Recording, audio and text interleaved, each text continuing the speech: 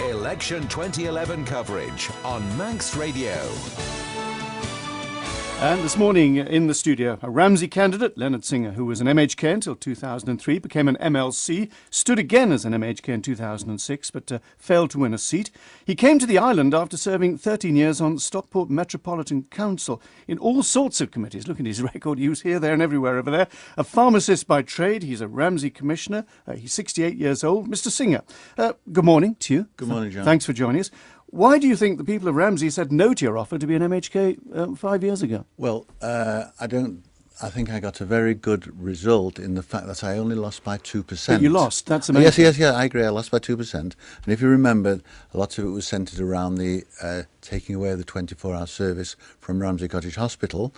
And at the time, Mr. Tier from there and both our present MHKs, Mr. Bell and Mrs. Crane, they said in their election pamphlet, we support the 24-hour service of the hospitals. You're not the only one. But of course, I lost by 2%. So you say a parochial issue could lose a person the election? It could well have done that, because after the election, then we heard absolutely nothing from them.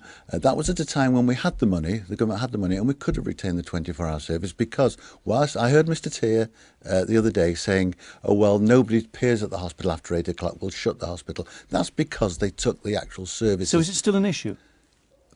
Not really, not as much of an issue now. But the fact is they failed to recognise, Mr. Tier rewrote history. The fact is that before they closed the hospital and they had the services there, 12,000 people a year used to attend. Well, if it's not an issue now, what is the issue? What is the big issue for this election? You said you're after supporting the people of Ramsey. Absolutely. Etc. So what is the big issue you think is concerning them? Because you've been electioneering for a long time, I think. You've been out on the streets for a while. I've been knocking on doors since May, yes. Generally, it's the lack of investment into the town. The town has become very shabby. Things are changing, though. We keep being told there's a new hotel. Grand Island's finally being got rid of. This is happening, that's happening, regeneration. The only business investment... Bowling alley? The only business investment into Ramsey at the moment has been the bowling alley. And that's nothing to do with government. That was to do with the support of the commissioners. And in fact, the planning committee put every obstacle they could against giving permission for the bowling alley. It was only by stubbornness of the commissioners and arguing that eventually they allowed the bowling alley to go ahead. And because, you know why, John? Because they wanted that, quite clear, they wanted that bowling alley in Douglas. Well, housing, you have proposed in the past a shared equity scheme. The buyer and the government pay 50%. The government can't afford that, surely. It could be the government are now giving grants for housing. But at the moment, with the 75 million going as well, it's the sort of thing it just can't John, afford. that's a totally different subject. We can't discuss that in... it was supposed to have had a good deal. I can't see how losing £200 million is a good deal. So £175 million is a good deal. But there is a problem. It doesn't have to be government. It could be housing associations. It works very well in the UK. And what it means is that people, young people, couples who cannot get on the housing list now, even with the government grant, could well, with a shared equity, get onto the housing list, own half the house, rent half of it possibly, and then when they've got the money, buy the remainder of the house. That gets people onto the housing list. It also then takes people off the local authority housing list and gives other people a chance of getting in those houses. Well, you say, obviously, you'll be fighting for the people of Ramsey. Would you say no to a government position so you could concentrate on that? I think what I would have to do would have to be... We're in very difficult times now, and I do have experience.